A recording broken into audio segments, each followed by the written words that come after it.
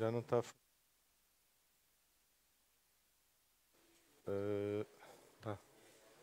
Está ligado?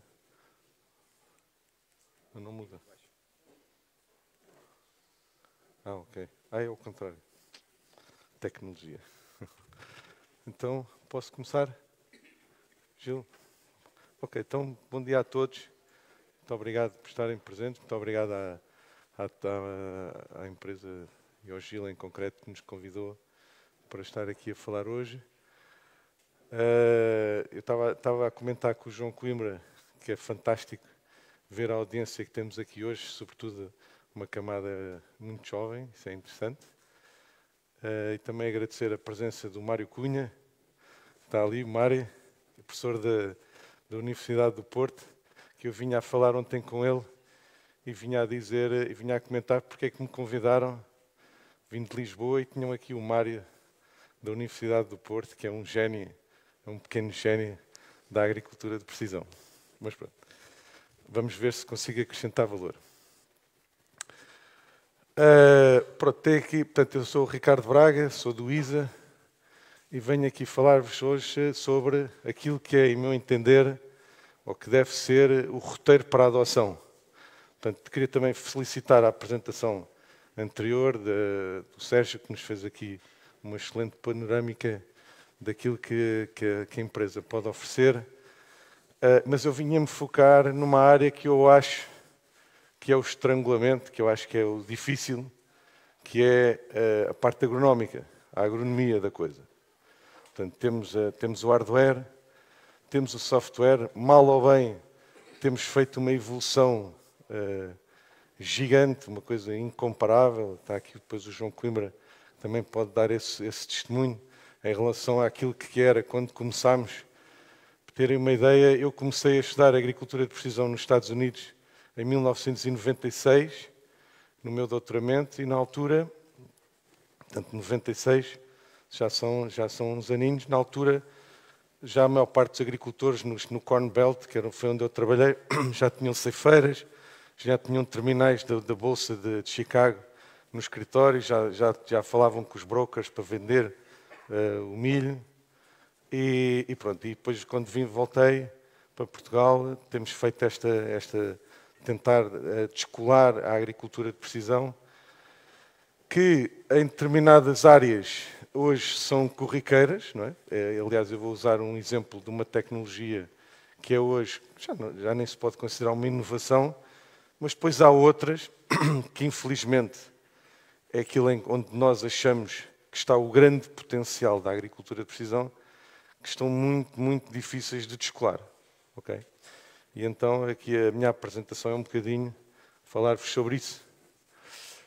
A primeira ideia que eu gostava de vos transmitir, portanto, é esta. Portanto, hoje em dia vivemos num contexto complicado. Não é? As últimas semanas, os últimos dias, temos visto que a Europa não está propriamente calma do ponto de vista agrícola. E o que é facto é que o agricultor, no seu dia-a-dia, tem uma enormidade de desafios, uns mais prementes, outros menos, uns mais fáceis de percepcionar, outros menos. Há ali um que eu acho particularmente importante, que é este aqui que os franceses chamam, isto o apontador não funciona, os franceses chamam o agribashing, que é basicamente o bullying do setor agrícola, que nós sentimos, e é difícil de o entender, mas que é real. Felizmente a União Europeia recentemente deu uns passos atrás em algumas medidas complicadas. Mas o que eu queria dizer é, portanto, nós temos estes desafios todos. Agora, o que é certo também é que o agricultor, no seu dia-a-dia, a maior parte destas coisas pouco pode fazer. Não pode afetar preços mundiais, não pode afetar, muitas vezes, políticas, é difícil.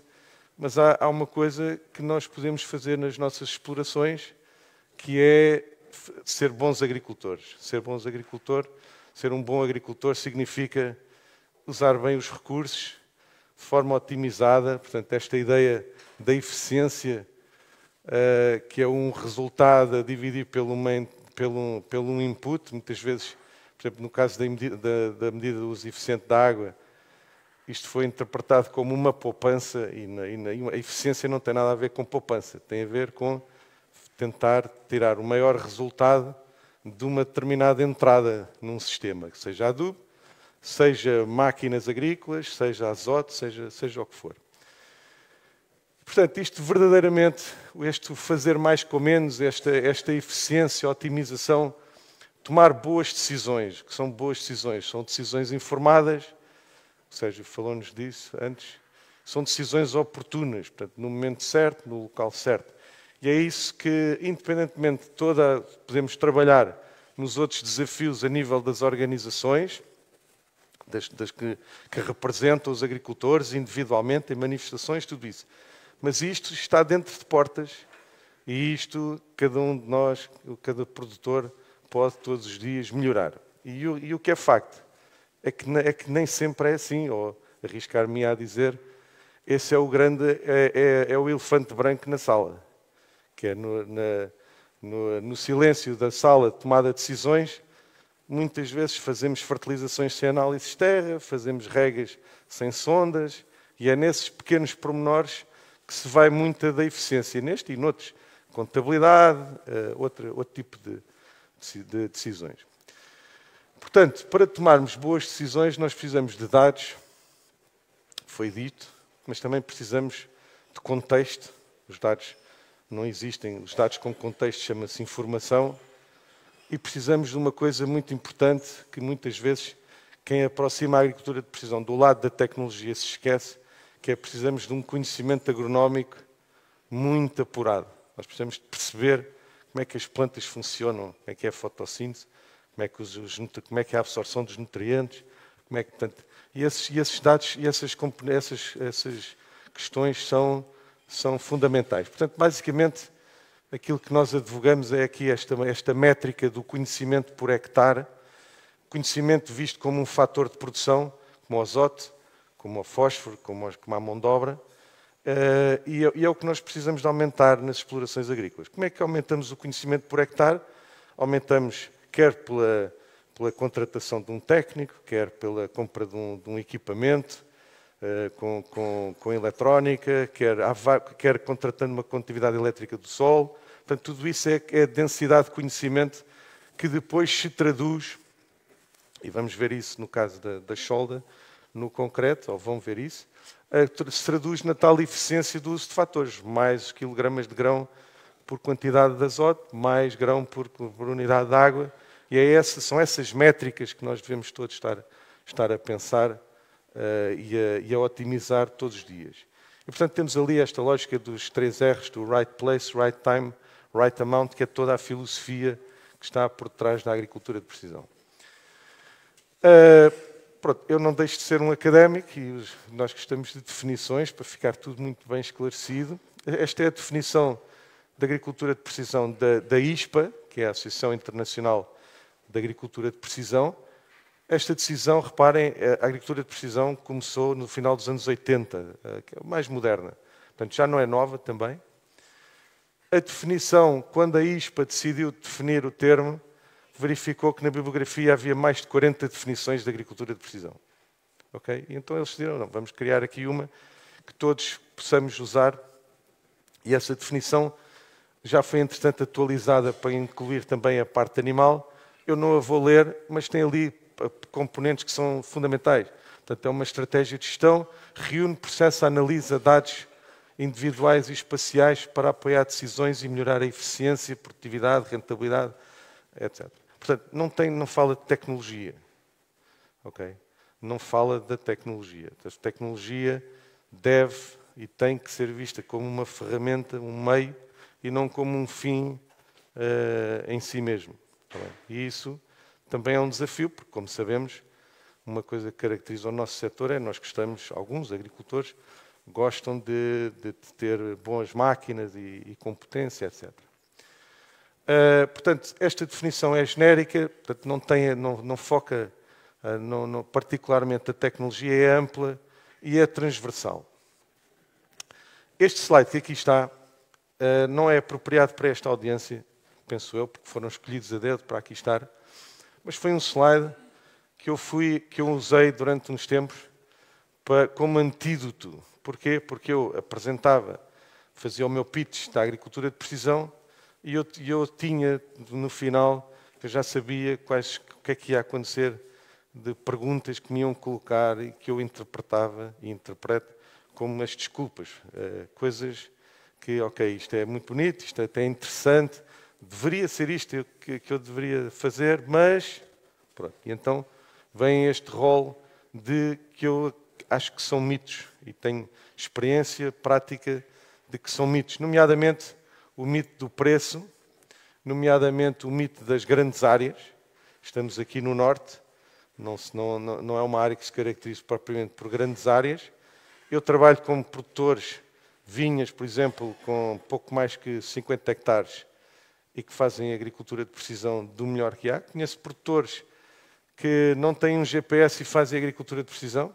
Portanto, a agricultura de precisão, como dizia a definição, é uma estratégia de gestão que pode ir de uma aplicação low-tech até uma aplicação high-tech, que foi aquilo que vimos, e bem, na apresentação anterior. Até chegarmos ao high-tech, temos um caminho que deve ser percorrido, sob pena de, nesse percurso, quando só pensamos na parte tecnológica e fazer logo tudo daquela forma, de morrer no caminho, porque verificamos que não temos retorno. Está bem? Portanto, esta ponderação que eu acho que é muito importante. E pronto, ouvi estas coisas todas, que é só para os Estados Unidos, só para alfaias topo de gama, também é um mito que já não faz sentido, porque já tem, no caso dos tratores, máquinas com menos potência, já equipadas com isobus e tudo isso. E até um aspecto muito importante, e que as grandes marcas, os grandes fabricantes também já começam a trabalhar, que é o retrofit de equipamentos em máquinas já existentes e não ser tudo original de fábrica. Então, eu gostava aqui de focar um minuto aqui neste slide. Portanto, isto que aqui está, todos conhecerão, portanto, é a condução assistida e automática por GPS. Portanto, isto é algo que já não é novidade para ninguém. E foi algo que nós divulgávamos nos idos anos de 2002, 2003, como uma coisa espetacular e fácil de usar, e fazíamos demonstrações de campo com um equipamento de outro fabricante, que não vale agora a pena mencionar, mas e que foram pioneiros pela sua implantação no mercado, e hoje em dia a condução assistida é corriqueiro no sul do país, e penso que no norte também não andará longe disso. E o que vale aqui a pena refletir é porquê. Porque é que, e agora vou-vos falar dos dois paradigmas e do problema que temos aqui para resolver. Porque é que esta tecnologia, que tem benefícios, tem 3 atributos muito importantes, hoje não é preciso falar dela, ela vende-se, não é? E depois a outra sendo o sistema de informação da exploração agrícola, geográfico, com as camadas de dados que nos permitem depois pôr o nosso cérebro agronómico a trabalhar nas camadas de dados e a produzir as tais prescrições que falávamos há pouco, porque é que isso contam-se pelos dedos de uma mão os agricultores que em Portugal que o fazem efetivamente bem. Está bem? E porquê que tem um comportamento no mercado e o outro a adoção está a ser lentíssima. O que é que esta tecnologia tem que favorece a adoção? É fácil, é barato e dá milhões. Não é? Está ali dito em baixo. Portanto, a utilização é fácil, não é? Ponto A, ponto B, marcação de linhas de passagem. Eu fiz ensaios no Alentejo com operadores que iam desde do maçarico até ao operador mais velhinho e com muita experiência, e pude verificar que, de facto, isto ensina-se em 10 minutos, e mesmo em operadores mais conservadores, com menos sensibilidade digital, não levanta grandes questões. Tem algo que é muito bom para uma tecnologia, que é o benefício é muito fácil de calcular. Portanto, estamos a falar de quebras de redução de sobreposições que andam na ordem dos 7 a 8%, e o ganho económico é 7 ou 8% dos custos da operação. É muito fácil.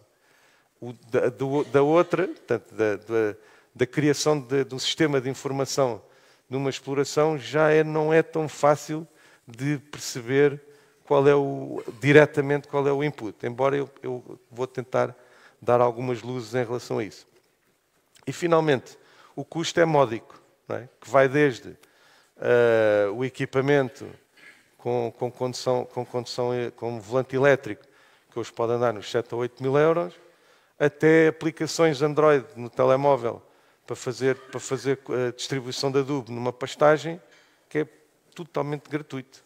Não é? E, portanto, tem estes três atributos que fizeram que não faça sequer sentido financiar uma coisa destas. Não é? Do ponto de vista de ajudas, se pensarmos, estar a financiar um equipamento que nos vai fazer uma poupança direta é um bocadinho gasto sem sentido de dinheiros públicos. Não é? E há outros exemplos, mas esse em particular. Bom, avançando aqui um pouco, então nesse sentido, naquilo que é difícil, não é? Temos aqui esta imagem, que isto é a infografia da agricultura de precisão mais antiga, e que tem aqui, mas continua muito atual, porque está aqui tudo, não é? Portanto, tem a base do campo, portanto, este nível aqui intermédio, depois tem as camadas de dados todos do sistema de informação geográfica, desculpem, porque eu estou um bocado doente, e depois tem a georreferenciação, tem os satélites lá em cima das várias constelações que temos hoje em dia, a darem-nos valor acrescentado, portanto, este valor acrescentado do posicionamento. Sabemos uma determinada medição, onde é que acontece e como é que varia no seu tempo. Isto foi uma imagem que eu criei, agora estamos todos fascinados com o ChatGPT. Eu pedi ao ChatGPT para criar uma imagem sobre Precision Viticulture. Portanto, eu tenho a ideia do Gil, portanto, estamos aqui na presença de, sobretudo, produtores de milho de silagem e de viticultores. Pronto. E o ChatGPT produziu-me esta imagem. Não é? A vinha tem uma entrelinha com pouco enrelvamento, não é? Pronto, falta ali. Mas, tirando isso, está ali muito. Não é? Está ali o dashboard, aqui embaixo o dashboard, que compila, o tal sistema de informação que compila os dados. Está ali uma espécie de uma rede, portanto, que é a telemática e os dados, está a ligação à internet, estão os sensores e os drones. Pronto, os drones não podiam faltar no meio disto tudo. Eu não sei se depois o João vai falar um bocadinho também da sua experiência. Era interessante falar da experiência dos drones e às vezes são as ratoeiras que os drones nos causam, porque dão mais trabalho do que ajudam, muitas vezes. E a mesma coisa também, para pedir também para o Precision Animal Farming, e pronto. Portanto, a ideia de controle, portanto, é isto que qualquer gestor, se não medimos, não gerimos, e portanto qualquer gestor quer ter da sua exploração agrícola. Porque é que é interessante, para mim o que mais me fascina no ChatGPT e nesta modelação da linguagem, é que o que aquilo traduz é o senso comum da net. Isso é muito interessante. Fazemos perguntas, ele às vezes erra. Mas erra porquê? Erra porque o senso comum sobre um determinado tema está errado. É um mito, existem mitos e aquilo reproduz mitos. Pronto. Ok. Componentes da agricultura de precisão. Foram já hoje referidos. Com um grande enfoque na parte do hardware, de todo o equipamento dos atuadores, a parte de software, portanto, de softwares de gestão. Hoje em dia têm noção, porque trabalham com as marcas de fornecedoras de semente, de adubos, mais fabricantes de máquinas, todas têm uma plataforma. Não é? Nenhuma comunica com nenhuma, ou poucas comunicam com poucas, mas todos têm, portanto, há esta ideia destas empresas, todas elas, que o santo grau, não é? Aquilo que é o foco no futuro é construir o tal sistema aberto da entrada e saída de dados que permite fazer a gestão integrada da exploração. E depois, mas não nos podemos esquecer, e foi focado já, muito importante, a questão dos dados. Eu vou bater aqui nesta...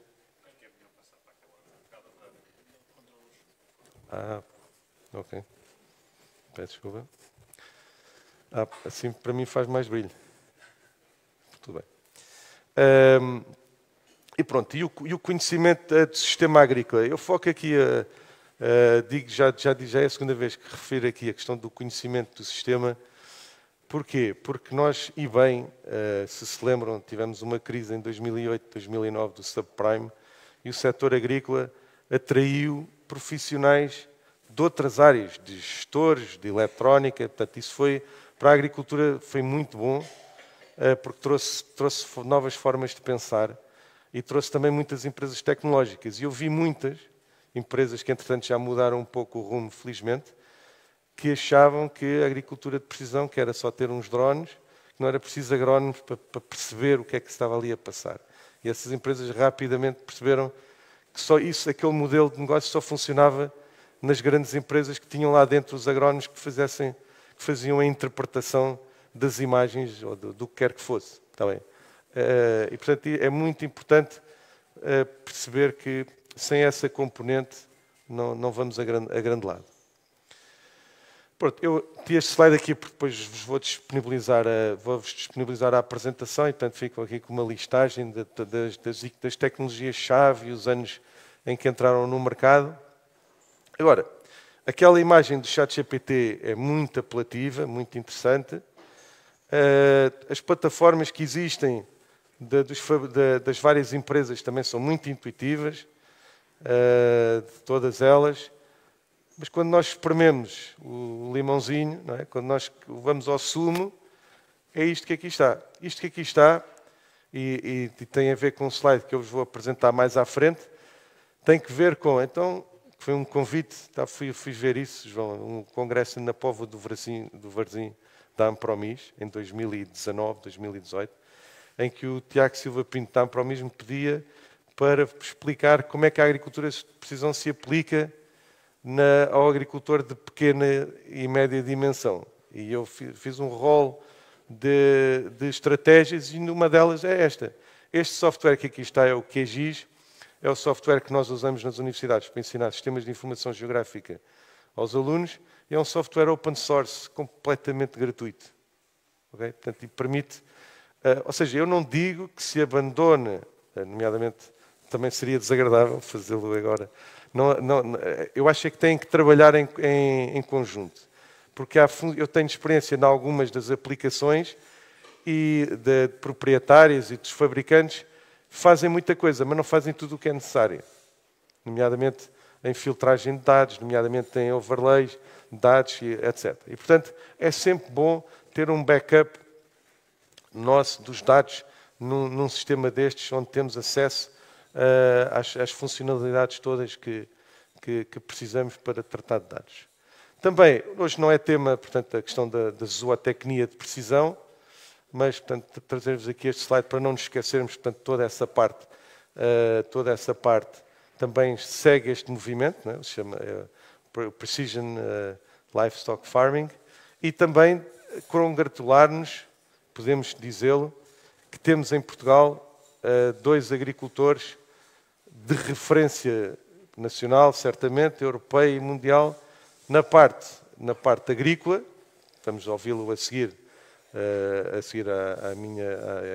esta minha apresentação, e também na parte animal. Portanto, temos a Barão e Barão em Benavente, que é uma exploração onde poderão ver toda esta tecnologia em funcionamento numa exploração real.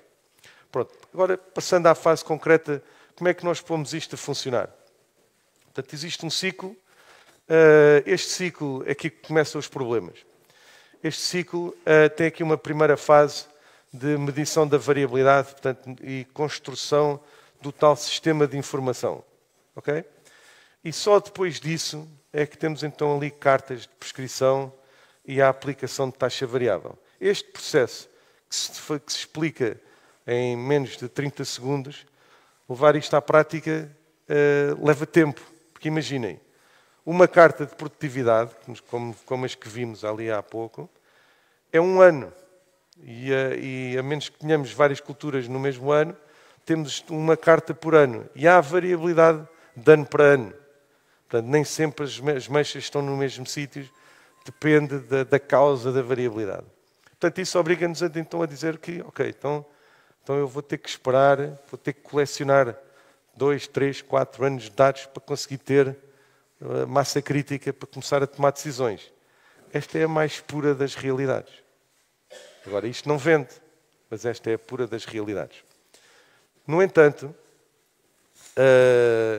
isto é verdade neste contexto. No entanto, há ganhos que nós podemos tirar da coleção destes dados que são ganhos de muito curto prazo. Eu vou-vos mostrar alguns, nomeadamente, imaginem, isto, quando temos um ano de carta de produtividade, se verificamos, no caso dos pivôs, problemas de entupimentos, que se vêem depois os anéis nas cartas, ou zonas com texturas diferenciadas, que vemos quebras de produtividade. Portanto, há decisões que são óbvias, não é? Entupimentos, encharcamentos, problemas de drenagem, que não vamos ter que estar aqui só porque, teoricamente, temos que esperar 3 anos ou 4, não vamos esperar esse tempo, vamos atuar em tempo real. Está bem? E há outros, que eu vos vou, outros ganhos de ciclo curto. Okay? Portanto, o que vos estou aqui a dizer é que há aqui, se quiserem, 2 horizontes temporais. Um de ganhos mais curtos, que vão justificando e vão justificando a implementação, mas o grande ganho é estratégico. Portanto, no planeamento é uma coisa mais de médio prazo.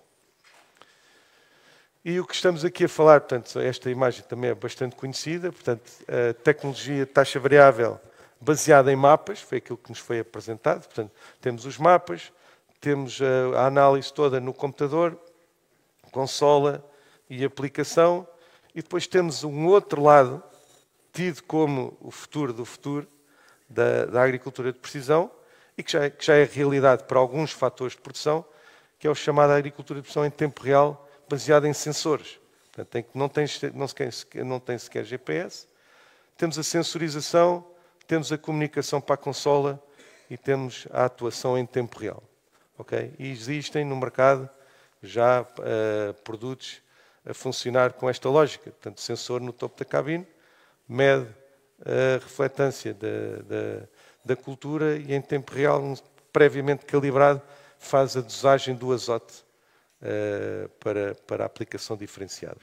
Isto tem várias vantagens e também vários problemas. O problema é óbvio, que é qual é o fator limitante. Se o fator limitante for efetivamente aquele que nós estamos a considerar que é, o caso do azote, então vai funcionar. Mas se eu estiver numa zona em que tenho uma cultura amarelada, o problema não é falta de azote, mas é encharcamento, isto não vai funcionar.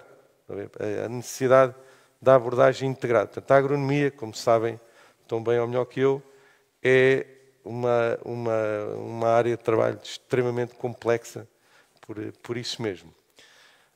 Outro exemplo é este, das barras com sensores, em que portanto, isto é chamada aplicação modulada, em que não temos dosagem, mas temos abrir e fechar bicos em função da presença ou não de infestantes. Portanto, o ganho ambiental, económico, também é óbvio.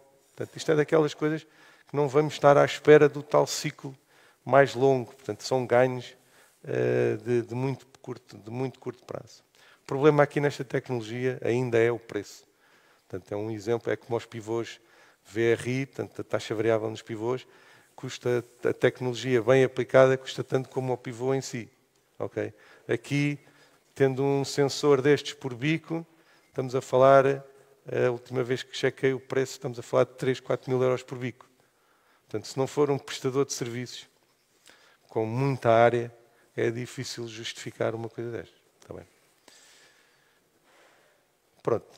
Ainda, antes de falar de dados espaciais, não nos podemos esquecer que há dados pontuais que nós temos que os medir em pontos específicos.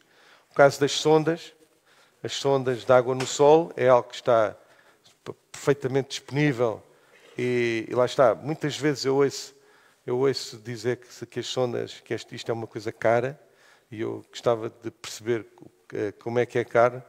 Algo que custa, mesmo a sonda, vamos imaginar que custa 2.000 euros, uma sonda destas, depois tem custos de acesso à plataformas, números redondos, 2.000 euros,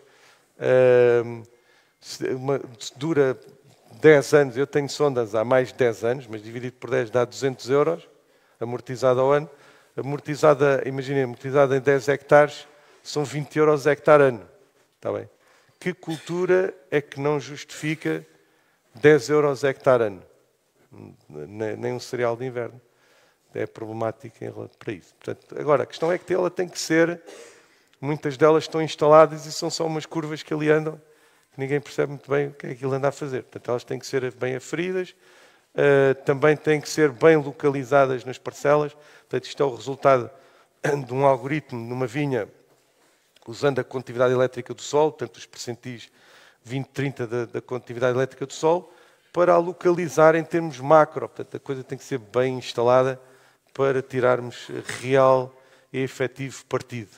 Outros exemplos que também estamos a ver a adoção, felizmente, são as armadilhas digitais, que estão aqui com um modelo muito interessante de uma empresa de fitofármacos no nosso mercado, que ela própria investiu nas armadilhas, tem as redes e fornece a informação das curvas de voo aos seus clientes e depois, obviamente, no final, vem a recomendação do produto.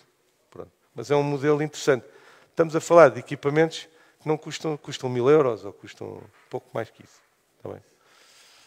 Pronto. Agora, parte espacial. Ainda retornos de curto prazo. Eu gosto de falar aqui na fertilização de precisão, que foi, aliás, uma das componentes que eu acho que o PEPAC poderia ter sido mais audaz, e espero que ainda venha a ser, a fomentar a fertilização de precisão, porque basicamente, embora nós saibamos que nas recomendações de fertilização nós precisamos dos potenciais produtivos para fazer uma boa recomendação, mas nós temos forma de chegar a recomendações tendo estimativas médias, como fazendo avaliação, portanto temos aqui uma carta de avaliação de fósforo no solo, portanto isto constrói-se com a georreferenciação das amostras, portanto também o custo das análises, como saberão também, hoje em dia é possível fazer em Portugal análises sumárias por 5 euros por amostra, e depois, portanto, a criação no ambiente SIG da carta de prescrição, que muitas vezes o resultado pode ser este, portanto, zonas, portanto, tendo aqui como valor máximo os 200 ppm de fósforo no solo, mas que não nos podemos esquecer, e isto teve um boom grande com a subida dos preços dos fertilizantes agora recentemente, mas não nos podemos esquecer que a poupança ou o ganho com a fertilização de precisão não está na poupança de adubo. Está bem? Isto é uma ideia contraintuitiva, mas que é verdadeira. Ou seja, se a nossa amostragem de terra na taxa uniforme for bem feita, nós, quando fazemos diferenciadamente a aplicação de adubo, não poupamos adubo. Aquilo que fazemos é usamos a mesma quantidade, mas distribuímos melhor na parcela. Ou seja, aplicamos mais onde precisamos mais e menos onde aplicamos menos. E isso está mostrado aqui nesta forma simplificada. Neste gráfico, temos aqui a taxa de incorporação, temos aqui a posição, pode ser no espaço, ou aqui está a 2 dimensões, o valor médio e depois a recomendação com base na tecnologia VRT. E nós vemos, se fizermos bem as contas, os valores médios são os mesmos. Está bem? Onde é que está o ganho? O ganho está em que eu aqui, competência que provavelmente já tinha lá fósforo suficiente, apliquei menos, portanto não fiz uma sobre-aplicação. No caso do fósforo nem era grande o problema, mas no nutriente mais lixiviável teria poluição, e ali eu estava fora da zona ótima. Não é? E a fertilização uniforme iria estar a quebrar potencial produtivo. E ali é que está o ganho. Está bem? Não é na quantidade de adubo. Não sei como é que estou de tempo. Estou bem. Ok. Então, acelerando um pouco. na construção do tal sistema de informação, e dando aqui uma ideia do roteiro, o que é que me parece a mim que são as 4 camadas de dados que eu devo ter, pelo menos, na exploração e nas parcelas, para conseguir perceber o funcionamento das parcelas, conseguir perceber onde estão zonas mais produtivas, menos produtivas e o porquê, não só a constatar, mas a perceber porque é que isso está a acontecer. E essas são essas 4 camadas de dados. Portanto, as cartas de produtividade, índices de vegetação, condutividade elétrica do solo e a modelação digital do terreno. Portanto, se eu tiver estas 4 camadas de dados, se eu tiver conhecimento do sistema agronómico, como é que funciona o solo, como é que funciona a cultura, como é que funcionam os processos de fotossíntese, absorção, etc., eu, por engenharia inversa, andando para trás, eu consigo perceber e tomar decisões que vão à base, vão à causa do problema e não ficam só no sintoma. Não é? Cartas de produtividade. Já foi aqui abordado. Isto é uma carta de produtividade que é o normal. Portanto, estão ali a ver diferenças. Isto é 1000 grãos, mas estão ali a ver diferenças do simples para 10 vezes mais.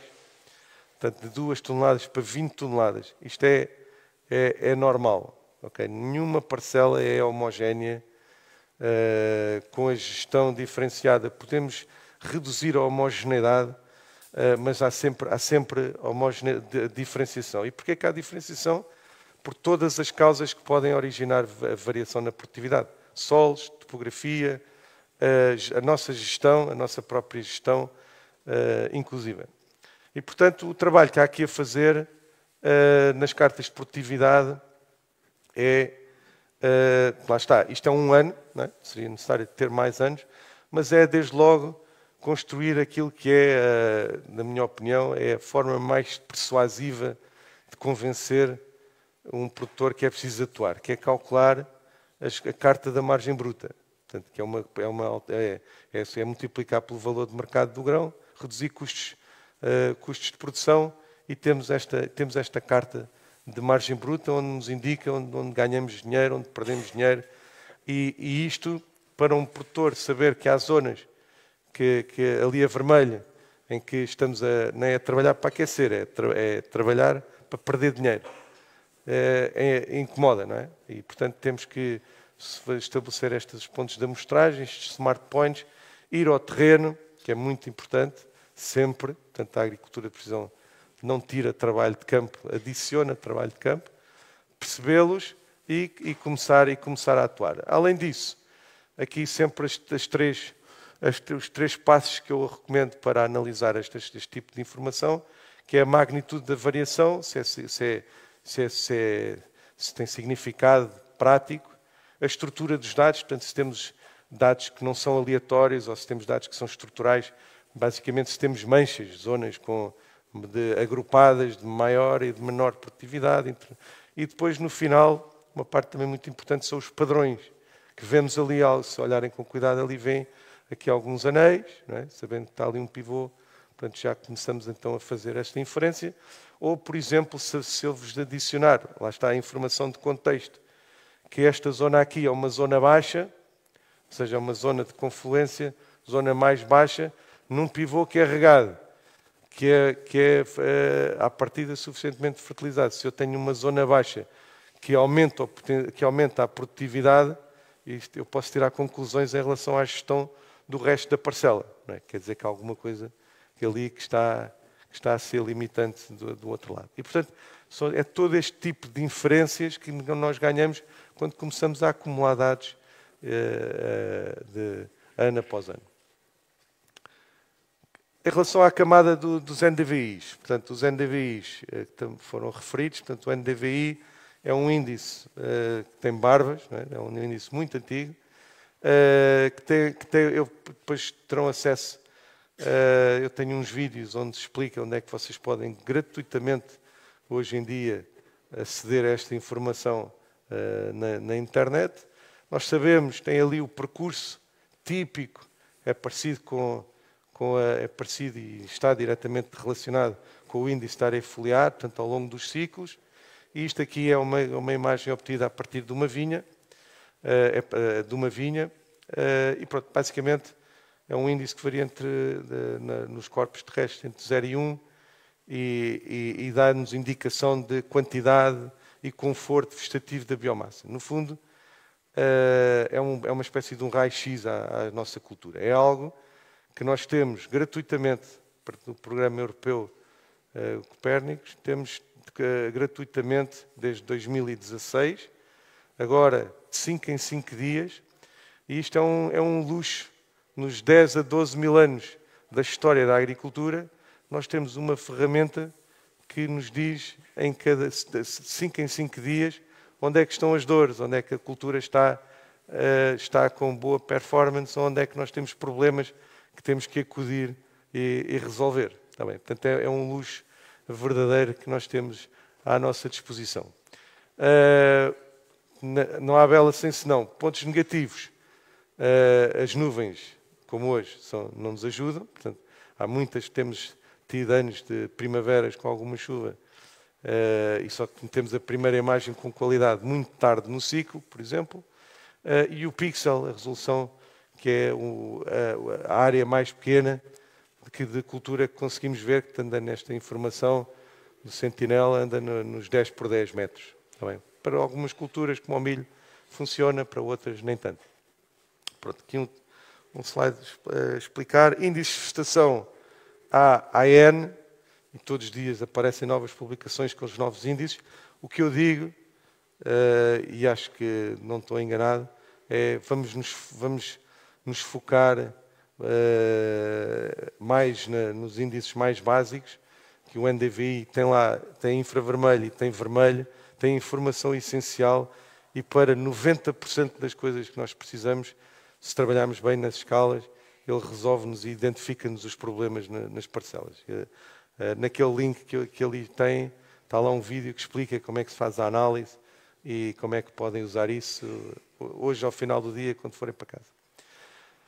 Em culturas permanentes, o caso da vinha, aquela informação torna-se menos útil devido ao problema de resolução espacial. Há outras soluções, portanto aqui tem o caso em que nós conseguimos fazer, isto é uma imagem obtida a partir de avião, portanto identificação de cada uma das plantas, portanto isto no caso é olival.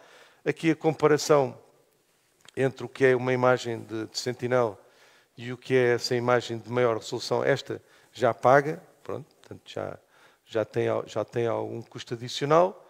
E depois outro tipo de dados, neste caso concreto, portanto aqui a questão de imagens de drone ou de avião, neste caso é obtida por avião. O avião tem algumas vantagens em relação ao drone, nomeadamente a questão da logística, portanto, a capacidade de cobrir mais área em menos tempo, o tempo de resposta, o chamado payload, portanto, a capacidade de carregar um sensor de grandes dimensões e, portanto, com muito maior resolução. Neste caso, este avião voa a 1000, 1500 metros e consegue resoluções de 10 a 15 centímetros, precisamente porque vem a panóplia de sensores que ele carrega, além do visível e do infravermelho, também, portanto aqui tem a panóplia de dados, também uma camada que começa a estar disponível, que é a informação térmica, portanto a temperatura das copas. Porquê é que isso é importante? É importante porque as plantas, lá está a necessidade de conhecer o funcionamento das plantas. O primeiro sintoma de stress hídrico é o fecho dos estomas. E com o fecho dos estomas, a evaporação, a transpiração das plantas também é um mecanismo de regulação da temperatura da planta. Portanto, se os estomas fecham, a temperatura começa a aumentar. Okay? Então, vejam aqui, isto é uma vinha.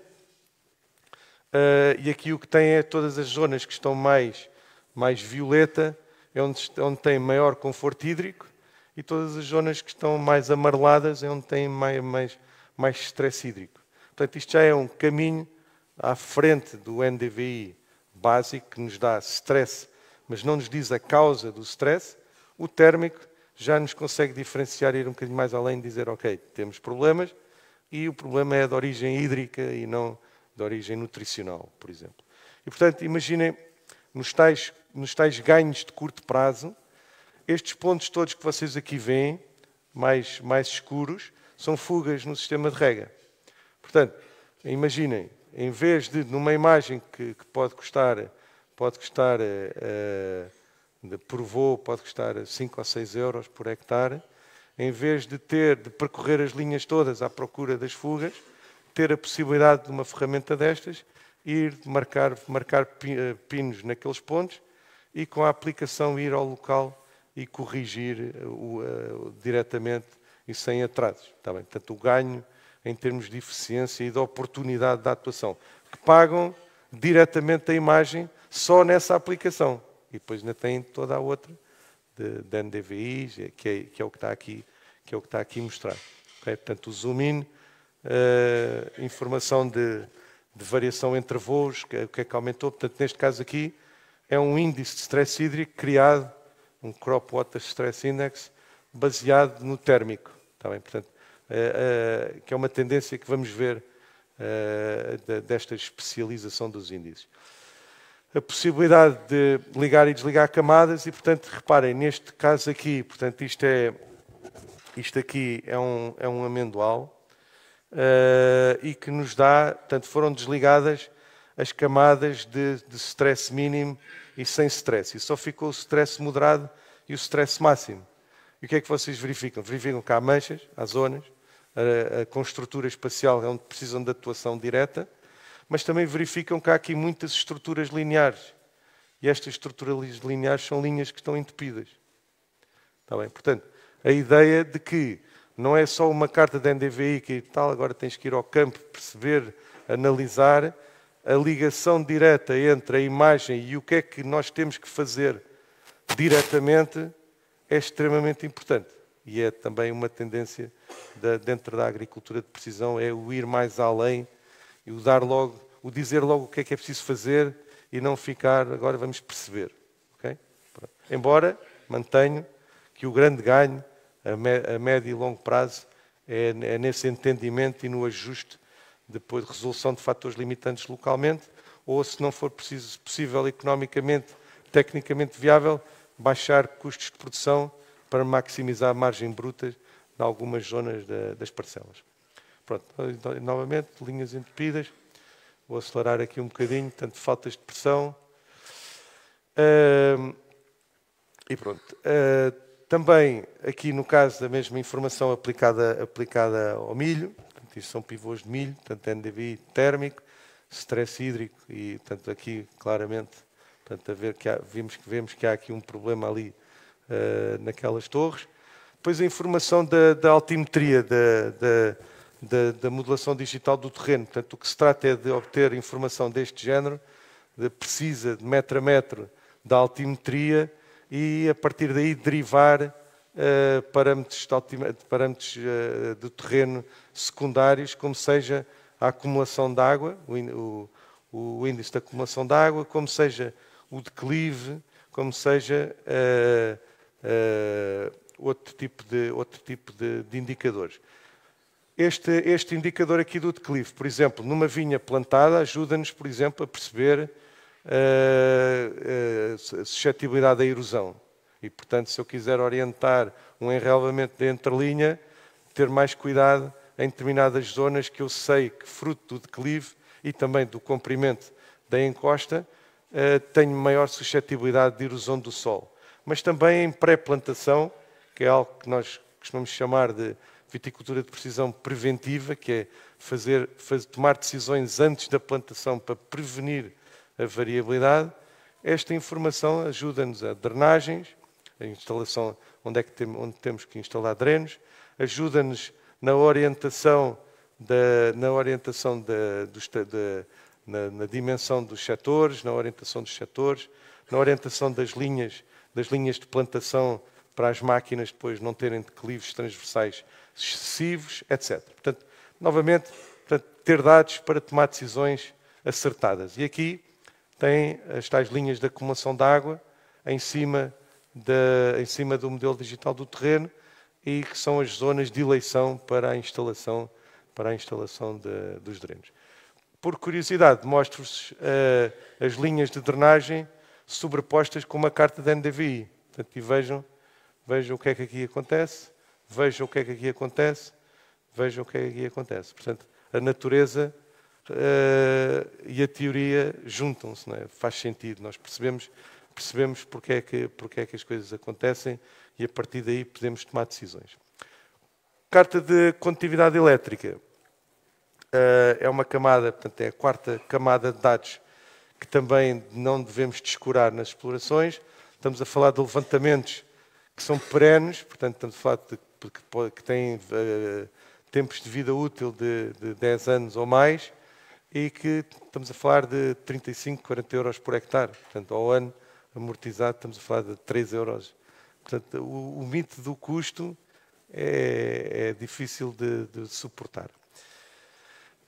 Pronto, e portanto o que faz basicamente é mede a capacidade do Sol em conduzir a eletricidade, medida a pelo menos 2 profundidades no caso deste sensor, e tem uma correlação elevada com a teor de argila no Sol, que, como sabem, é muito importante quer na parte física, quer química, no comportamento físico, quer químico do Sol. E, portanto, aqui algumas considerações, comparações entre as várias profundidades. Portanto, aqui vem que há aqui diferenças quando nós fazemos a várias profundidades, a interpretação toda podemos fazer. Uma coisa muito importante que sai das cartas de condutividade também, portanto, além da pré-plantação, termos setores de rega homogéneos, e outra também muito importante, que é um verdadeiro problema, uma epidemia, entre aspas, que nós temos na cultura permanente em Portugal, que é a compactação do solo. Okay? E estas cartas ajudam-nos a criar mapas de risco de compactação. Porquê? Porque quando temos maior teor de argila é quando aumenta o risco de compactação. Pronto, para finalizar, dar-vos esta ideia de que nesta divisão assim mais de sistema de informação, dados, um bocadinho mais complexa, portanto, nós já temos muita coisa a ser feita no nosso país. Portanto, aqui estão exemplos dessas aplicações. Aqui, no caso da vinha que vos tenho vindo a mostrar, portanto, a definição de setores, a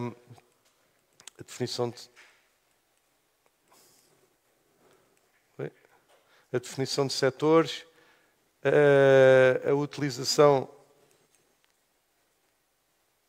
Está com vida própria. É que é para acabar, não é? Está-me a mandar acabar.